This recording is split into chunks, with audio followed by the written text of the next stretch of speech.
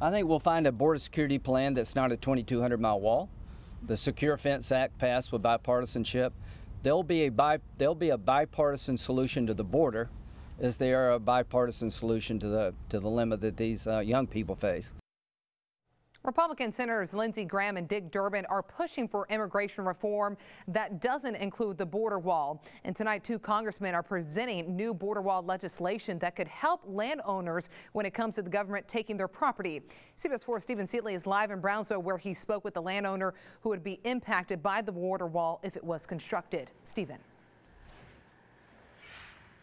Nicole, we're in front of River Bend Resort, where General Manager Jeremy Bernard tells me that if the border wall were to be built, it would directly impact his business, so much so that the border wall would go through the resort as well as the golf course. Now, some U.S. congressmen are telling me that a new bill could help those with private properties.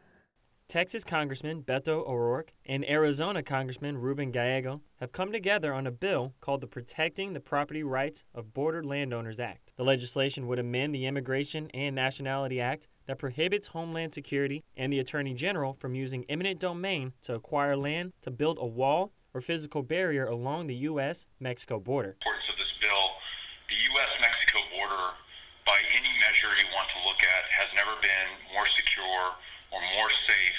Congressman O'Rourke says one of his biggest concerns is that the border wall will be built on land owned by U.S. citizens. 2/3 of the land along the U.S.-Mexico border is private or state-owned, with most of that falling in Texas. The wall could impact hundreds of families who live where the wall would pass through. Government should only take private property when it's explicit use, common use and common good for the citizenry or the public.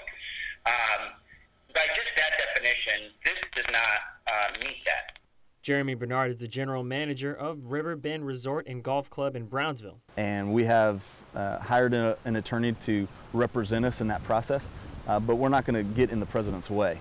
He says the wall would go through 70% of his 390-acre property. It would separate it to the point where it would cut some residents off from the resort. Border Patrol is at the grounds daily patrolling by boat, as well as other security additions.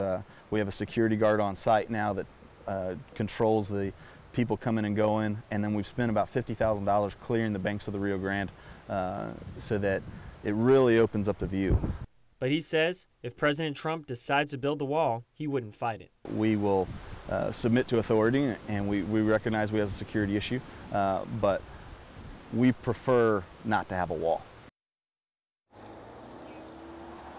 Now, Bernard tells me he's not going to wait around and see what's going to be done with the border wall. He's going to continue to expand his property as soon as December. Live in Brownsville, Stephen Sealy, CBS 4 Valley, tonight.